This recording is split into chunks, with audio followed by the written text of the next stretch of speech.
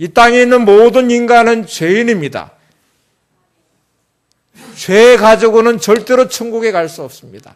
성경적으로는 죄를 해결하는 방법은 인간적인 노력이나 선행으로는 절대로 죄 문제를 해결할 수 없습니다. 사람들 어떤 사람 보면 착한 사람이 있고요. 열심히 사는 사람이 있고 정말 성품이 좋은 사람도 있고 저 사람은 법 없이 살 수 있어. 그럴 만큼의 좋은 행실을 가지고 정말 잘 사는 사람이 물론 있어요. 근데 그 사람이 죄가 없냐? 그러면 그 사람도 죄가 있습니다.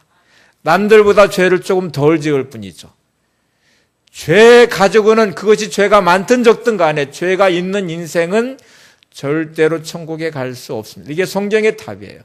로마서 6장 23절에 죄의 싹은 사망이다. 죄에 대한 대가는 반드시 사망이고 심판이고 멸망입니다. 그러면 어떻게 해야 될까? 그래서 구원자가 필요해요.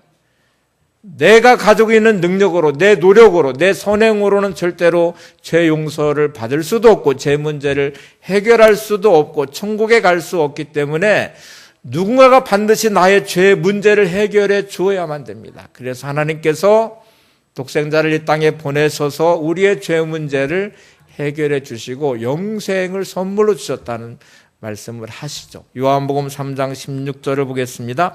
시작. 하나님이 세상을 이처럼 사랑하사 독생자를 주셨으니 이는 그를 믿는 자마다 멸망하지 않고 영생을 얻게 하려 하심이라. 하나님이 우리를 너무너무 사랑하시고 세상을 사랑하셔서 우리를 멸망하지 않고 영원한 생명, 영생을 주시기 위해서 독생자를 이 땅에 보내셨다. 예수님을 이 땅에 보내셨다는 말씀이잖아요. 예수님은 하나님이시고 하나님의 아들이시기 때문에 죄가 없으신 분이십니다. 죄가 없으신 의로우신 예수님이 우리의 죄 문제를 해결을 해 주시고 우리로 하여금 하나님의 영생의 선물을 주신다고 하는데 어떻게 해결을 해 주실까요? 예수님께서 우리의 죄 문제를 해결해 주시면 우리가 너무 잘 아는 대로 십자가를 지심으로 우리의 죄 문제를 해결해 주셨습니다. 이렇게 우리가 이제 고백을 하자고 하잖아요. 다시 사도 바울의 이 고백을 볼게요. 사도 바울은 이 표현을 값을 주고 샀다는 표현을 썼습니다. 예수님이 십자가 지심은 우리의 죄를 해결하기 위해서 우리를 값을 주고 사셨다. 고린도전서 6장 19절 20절 말씀을 한번 보세요. 고린도전서 6장 19절 20절 시작. 너희 몸은 너희가 하나님께로부터 받은 바 너희 가운데 계신 성령의 전인 줄 알지 못하느냐. 너희는 너희 자신의 것이 아니라 값으로 산 것이 되었으니 그런즉 너희 몸으로 하나님께 영광을 돌리라. 값으로 산 것이 됐다. 고린도서 7장 23절을 보시면 또 이렇게 말씀합니다. 너희는 값으로 사신 것이니 사람들의 종이 되지 말라. 우리를 값으로 사셨다는 말은 죄의 값을 지불하셨다는 말씀이죠. 우리의 죄의 값을 어떻게 지불하실까? 십자가를 지심으로 자신의 목숨을 버리시고 보혈의 값을 지불하셔서 우리의 죄의 값을 다 지불하셨다는 말이에요. 이 단어의 표현의 의미가 예수님 당시에는 로마의 지배 아래에 있었습니다. 로마 시대 가장 보편적으로 성행했던 것이 노예 매매 시장이에요. 노예를 잡아서 경매로 파는 거예요. 이 표현법을 지금 썼어요. 우리는 죄의 노예입니다. 죄의 노예이기 때문에 죄에 묶여서 그렇게 살아가다가 영원히 멸망받아 심판받아 멸망해 지옥에 가야 될 사람들이에요. 사단의 권세 아래 있는 사람들이에요. 하나님이 우리를 이 죄의 노예로부터 우리를 사시기 위해서 예수님을 이 땅에 보내시고 그 목숨의 값을 지불하신 거예요. 십자가를 지심으로 그 보혈의 값을 지불하셔서 우리를 사셨다는 거예요. 그래서 하나님의 소유가 되게 하시고 하나님의 백성이 되게 하셨대. 고린도서 6장 말씀이 그러니까 이제 너희는 너희 것이 아니다. 너희 몸은 너희 것이 아니라 하나님이 값을 주고 사셨으니까 하나님의 것이니까 하나님께 영광을 돌려라. 값을 주고 샀으니까 사람들의 종이 되지 말아라. 이 말씀을 지금 하시는 거거든요. 여러분의 값을 어떻게 지불하고 계십니까? 세상을 살아가면서 내 인생을 어디에다가 목적을 두고 살고 있는지. 근데 하나님은 죄의 노예인 우리의 인생, 이렇게 살면 영원히 멸망하고 심판받아서 지옥 갈 수밖에 없는 사단의 권세 아래 놓여있는 이 인생을 사셨어요. 예수님의 목숨값을 지불하셨어요. 십자가를 통해서 보혈의 값을 지불하고 우리를 사신 것이 구원받은 것이에요. 오늘 요한복음 3장 16절 말씀을 여러분이 믿으시면 변화가 반드시 되셔야 돼요. 내 인생은 이제부터 내 것이 아니고 하나님의 것이구나. 내 마음대로 살면 안 되는 인생이구나. 하나님의 뜻대로 살아야 되는 인생이구나. 주님과 동행하는 삶을 살아야 되는 것이구나. 근데 여전히 여러분은 내 인생은 내 것이라고 착각하며 살아가는 사람이 많아요. 사단의 유혹에 빠져 세상적인 것으로 거래를 하기 시작해요. 영혼을 팔기 시작해요. 하나님이 엄청난 값을 지불하시고 우리를 구원해 주셨는데, 값으로 샀는데 하찮게 우리의 인생을 그렇게 팔아버리는 것은 아닌지, 여러분 영생의 이 가치를 회복하시기를 바랍니다. 요한복음 3장 16절을 다시 한번 보겠습니다. 시작. 하나님의 세상을 이처럼 사랑하사 독생자를 주셨으니 이는 그를 믿는 자마다 멸망하지 않고 영생을 얻게 하려 하심이라. 자, 그러면 이제 믿는다는 말을 한번 생각해 보셔야 돼요. 내가 예수님을 믿음으로 구원을 받았습니다. 그럴 때 이 믿음으로 구원받았다는 의미가 도대체 뭘까? 여러분, 예수님을 믿는다는 말은 예수님께서 내 모든 죄의 값을 지불하셨다는 것을 내가 믿는 것이죠. 그런데 예수님을 신뢰하는 것입니다. 더 이상 내 삶은 내 소유가 아니라 하나님의 소유임을 고백하고 내 마음대로 살지 않고 하나님의 뜻대로, 하나님의 말씀대로 사는 것을 의미합니다. 영생의 선물을 받으시는 여러분, 이 믿음을 가지신다면 주님과 동행하시기를 바랍니다. 인간의 사람들의 종이 되지 말고 하나님의 종으로 살아가시기를 바랍니다. 내 마음대로 사는 인생 되지 마시고 하나님의 뜻대로 살아가는 삶이 되시기 바랍니다. 지금부터 나의 삶의 초점은 하나님의 영광을 위해 살아가셔야 됩니다. 하나님이 기쁘시게 하는 삶을 따라서 살아가는 삶이 영생의 선물을 받은, 영생을 소유한 하나님의 자녀됨의 삶의 모습이에요. 이 가치를 살았던 한 분이 있습니다. 사도 바울, 너무 잘한 사도 바울이죠. 사도 바울이 예수님을 만나고 나서 예수님이 나의 죄의 값을 지불하시기 위해서 목숨을 버리셨구나. 십자가를 지셨구나.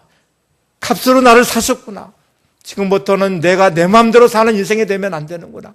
하나님의 백성으로, 하나님의 자녀로 예수님을 위해 살아가는 삶이 되어야 되는구나. 이거를 깨달은 이 사도 바울은 값으로 산 것인 이 표현을 쓰면서 자기의 삶을 바꾸었어요.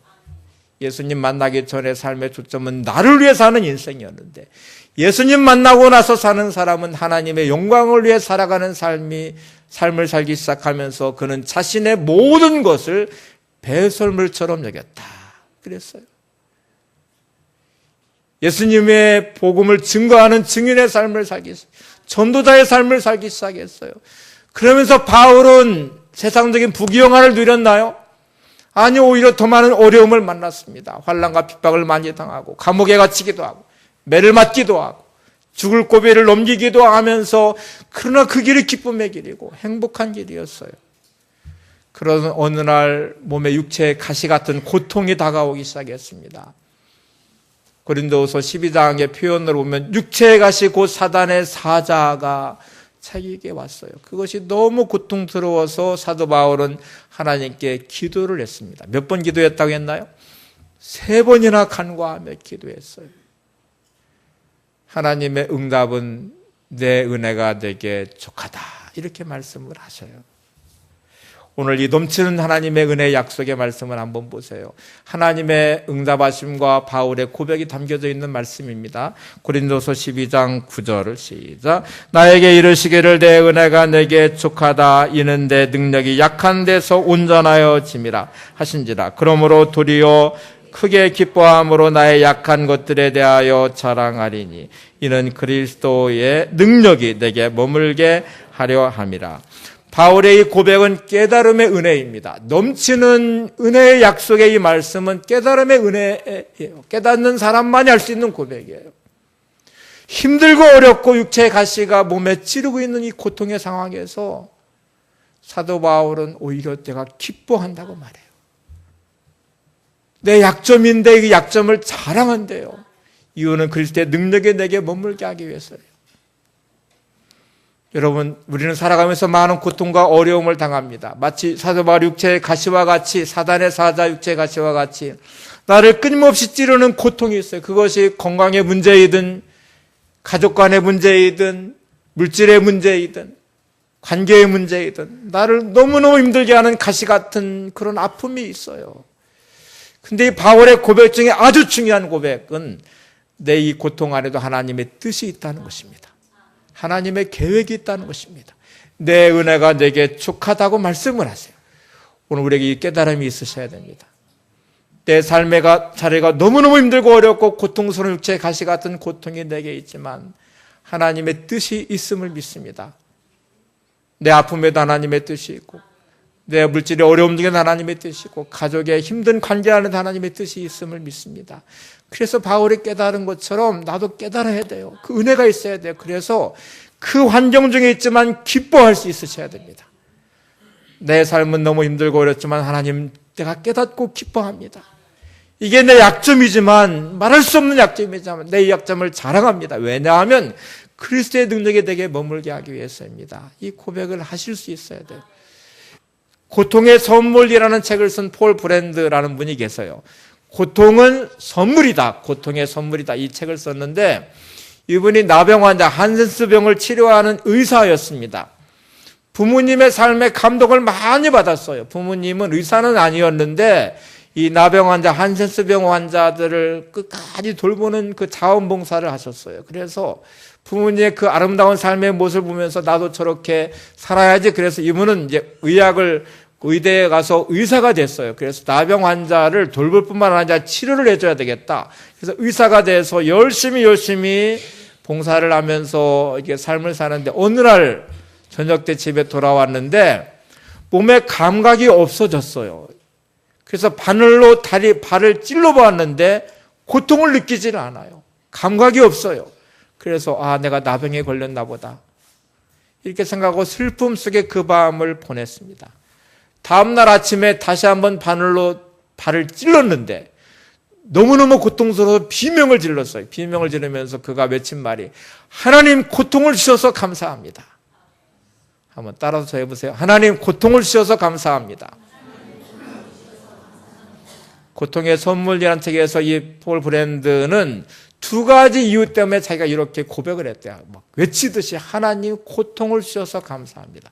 첫 번째는 말할 것도 없이 나병 환자는 고통을 못 느낍니다. 감각이 없어져요.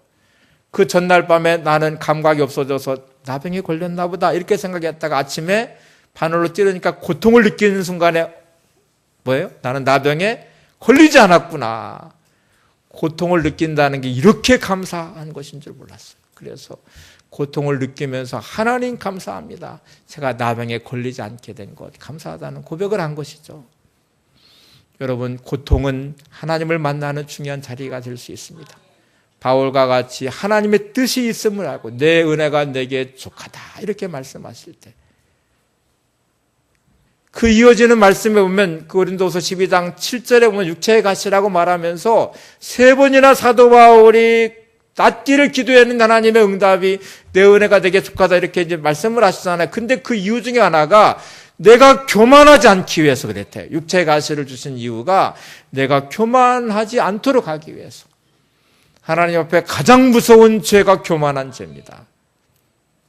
내가 살아가면서 내 뜻대로 인생이 되어갈 때, 내 마음대로 되어갈 때, 내가 원하는 상황과 환경이 펼쳐지기 시작할 때 사람은 교만해지기 시작합니다. 자기를 드러내고 자랑하기 시작합니다. 마치 내게 그런 능력이 있는 것처럼 착각하기 시작할 때가 얼마나 많은지 몰라요. 바울이 능력을 행하고 하나님의 사명 감당하면서 교만한 마음이 들어가기 시작했던 것 같아요. 육체의 가시는 바울로 하여금 겸손하게 했어요. 바울이 이거를 깨닫는 순간에 그 연약함이 얼마나 감사한지, 육체의 가시가 얼마나 감사한지 그거를 기뻐한 거예요.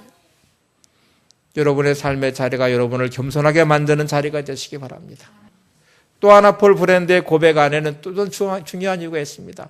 아버지 부모님의 그런 아름다운 모습을 본받아서 이제 나병 환자를 고치는 의사가 되긴 했는데 이 사람들을 정말 이해하지는 못했어요. 그 사람들이 그 멀쩡한 팔을 왜 불속에 집어넣는지, 멀쩡한 사지가 있는데 왜 그걸 칼로 막 절단하려고 하는지. 근데 자기가 감각이 없는 순간 하룻밤을 보내면서 보니까 감각이 없으니까 그렇게 된다는 거예요. 그래서 이 나병 환자, 한센스병 환자를 깊이 이해하게 됐다고 합니다. 그들의 아픔을, 그들의 상황을 이해하게 돼서 평생 동안 그들을 위해 헌신하는데 중요한 출발이 될 수 있었대요. 여러분이 고통의 시간을 잘 보내시고 믿음으로 승리하시면 어떤 사람들에게는 큰 사명이 될 수 있습니다. 그게 은사가 되기도 합니다. 주변에 똑같은 어려움을 당하는 사람들에게 위로할 수 있는 사람이 되고, 하나님의 귀한 은혜를 담아서 그 은혜를 전하는 통로가 되기도 하고, 아브라함에게 기대하셨던 것처럼 복의 근원이 되는 사람이 되는 거죠. 복의 통로가 되는 사람이 되는 거죠. 하나님의 은혜의 통로가 되는 사람이 되는 거죠. 고린도서 12장에 이런 전개된 말씀들을 보면 바울은 이런 깨달음을 갖고 또 하나님의 뜻을 알고 나면서부터 그 고통 중에 기뻐하기 시작했고, 약함을 자랑하기 시작했고, 그러면서 자신의 약함이 하나님의 강함이 됨을 고백하며 인생을 확대해서 놀라운 고백을 합니다. 고린도서 12장 10절 말씀을 한번 보세요. 고린도서 12장 10절 시작. 그러므로 내가 그리스도를 위하여 약한 것들과 능욕과 궁핍과 박해와 곤고를 기뻐하니 이는 내가 약한 그때의 강함이라. 육체의 가시로 인해서 바울은 지금 기도를 하기 시작했는데, 깨달으면 하나님이 주신 응답과 깨달음의 은혜를 경험하면서 그는 10절에 이런 고백까지 하기 시작해요. 그리스도를 위하여 약한 것들과 능욕과 궁핍과 박해와 곤고를 기뻐하노니 내가 당한 어떤 것의 고난도 나는 기뻐할 수 있다. 내가 당한 어떤 박해도, 어떤 곤고도, 어떤 어려움도 나는 기뻐할 수 있다. 하나님의 뜻을 알았기 때문에 내 약함이 곧 강함이라는 것도 알게 됐다. 여러분, 바울의 깨달음의 고백이 확대된 것을 기억하시기 바랍니다. 바울이 육체의 가시를 통해 깨닫고 나서 나를 겸손하게 하시려고, 이게 내게 은혜구나, 내 약함이 자랑이 될 수 있구나, 하나님 그럴 때 능력의 범무는 통로가 되는 거야, 내 약함이 강함이 될 수 있구나, 이렇게 고백하면서 인생 전체로 확대했잖아요. 여러분의 고통과 고난의 자리가 이런 감사의 자리가 되시기 바랍니다. 기쁨의 자리가 되시기를 바랍니다. 여러분의 약함이 하나님의 강함이 되시기를 바랍니다. 그리스도의 능력이 머무는 자리가 되시기를 바랍니다. 아프리카 케냐에서 선교하시는 이무미 선교사님이라는 분이 계세요. 이분이 이 책을 최고의 날, 최고의 그리스도라는 이 책을 썼는데, 이분도 아프리카의 케냐라는 나라의 선교사로 파송받아 가면서 정말 하나님을 위해서 자기 인생을 바친 거잖아요. 그러면 하나님께서 좋은 길로 인도를 해주시고, 복음도 잘 전하게 해주시고, 물질의 문제도 해결해 주시고, 그러실 줄 알았대요. 그런데 삶이 너무너무 고통스러워요. 물질의 문제도 어렵고, 관계의 문제도 어렵고, 복음 전하기도 힘들고, 인생의 고통, 몸에 또 병이 들고, 막 이런 고통이 너무너무 찾아와서 방황하고 힘들어하면서 이 고통의 문제를 깊이 묵상했습니다. 그리고 그가 나중에 깨닫고 고백한 것, 책 제목에 그대로 나와 있는 것처럼, 나의 삶이 아무리 힘들고 어려워도, 아무리 고통스러워도 나는 날마다 최고의 삶을 산다. 나는 최고의 그리스도인이다. 이 고백을 했어요.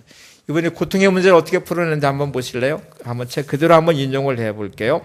같이 보겠습니다. 시작. 우리는 왜 하나님께서 예수님을 잘 믿는 사람에게 고통을 주느냐고 묻는다. 그런데 예수님을 잘 믿지 않는 사람에게 고통을 주면 하나님을 떠나버리지 않을까? 하나님을 신뢰하는 사람은 아무리 힘들어도 하나님을 떠나지 않는다. 오히려 하나님은 나 같은 사람을 친하게 여겨주시다니 감사합니다. 주님이 고통을 저와 함께 나누기로 선택하시고 하나님의 친구가 될 수 있는 은혜를 베풀어 주시니 정말 감사합니다. 주님의 고통을 나눠주셔서 감사합니다 하는 마음을 품는다. 어려움이 찾아온다면 당신도 이런 마음으로 감사하며 고통을 이겨나갈 수 있기를 바란다. 자, 이문미 선교사님의 이 고백도 깨달음의 은혜의 고백이에요. 고통을 당할 때에 이문미 선교사님 묵상하면서 어떤 데로까지 갔냐면 주님의 십자가의 은혜를 더 많이 깨달았어요. 하나님의 은혜를 더 많이 깨달았어요. 그리고 주님께서 이 고통을 나한테 나눠주셨구나. 이 땅을 살아가면서 주님의 가셨던 그 길을 나도 갈 수 있도록 이 고통과 고난을 당하고 핍박당하는 마치 초대교인들의 그 어려움 같이 나에게 그런 고난을 주시는 이 길을 내가 가고 있으니까 하나님이 나를 인정해 주신 것이니까 주님의 마음을 내가 더할 수 있으니까 그것이 너무너무 감사하고 그 감사함으로 기뻐하고 고백을 했대요. 성경에 의인은 7번 넘어져도 8번 일어선다는 말씀이 나와요. 자, 여러분, 우리는 의인이라고 말하죠. 의인이라고 말할 때는 시험 당하지 않는 사람을 의인이라고 말하지 않습니다. 7번 넘어져도 다시 일어선 사람을 의인이라고 말해요. 죄 짓지 않는 사람을 성경은 의인이라고 말하지 않아요. 죄 용서받은 사람을 의인이라고 말을 하는 거예요.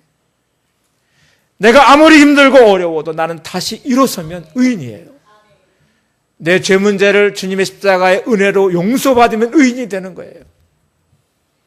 세상을 감동시키는 하나님의 사람들은 내가 돈 많이 벌어 부자가 돼서 아니요. 많이 배워 출세해서 아니요. 여러분, 돈 많이 번 사람, 부자도 많고 출세한 사람도 많고 권력을 가진 사람도 많지만 그 사람들에게 사람들은 감동하지 않습니다. 부러워하긴 하겠죠. 때로는 시기하고 질투하기는 하겠죠. 근데 그런 사람들에게 감동받지는 않아요. 어떤 사람들이 감동받는 줄 아세요? 7번 넘어져 8번 일어서는 사람에게 감동을 받는 거죠. 힘들고 어려운 줄 다 알고 있는데 그 힘들고 어려운 중에 감사하는 사람을 보면서 감동을 받아요. 사도 바울 같이 그렇게 환난과 핍박과 어려움 중에 기뻐하는 모습을 보면서 감동을 받아요. 약함을 자랑할 수 있는 사람을 보면서 감동을 받는 거죠. 세상을 변화시킨 하나님의 사람들, 사도행전의 초대교회 역사를 한번 보세요. 세상을 바꿔내는 이 사람들이 부자가 있나요? 많이 배운다는 사람들이 예수 믿고 나서 출세해가지고 권력을 가진 사람들을 통해 세상을 바꾸셨나요? 예수 믿고 나서 돈 많이 번 부자들을 통해서 세상을 바꾸셨나요? 아니요. 여전히 갈릴리 촌놈이고 못 배운 사람들이고 무시당한 사람들이지만 세상에 감당할 수 없는 믿음의 사람들이고 세상에 가질 수 없는 기쁨이 그들 안에 있고 평안함이 있고 그리스도의 이름을 가지고 살아가는 그들의 삶의 모습에 감동을 받는 것이고 날마다 믿는 자가 되어지는 은혜를 입은 거죠. 그러면 지금 저나 여러분 지금 상태로서 우리는 하나님의 사람으로 쓰임받을 수 있습니다. 고통당하는 내 삶의 자리에 힘들고 어려운 내 삶의 자리에 그 고통을 감사할 수 있고 기뻐할 수 있고 내 약함을 자랑할 수 있고 고백하는 거죠. 나의 약함이 하나님의 강함임을 그리스도의 능력이 내 안에 머물 수 있음을 고백하면서 감사하시면 하나님이 영광 받으실 것입니다. 그러면 하나님이 쓰시는 사람이 될 것입니다. 세상을 가슴 뛰게 하는 하나님의 사람들이 되시기 바랍니다. 세상을 감동시키는 하나님의 사람들이 되시기 바랍니다.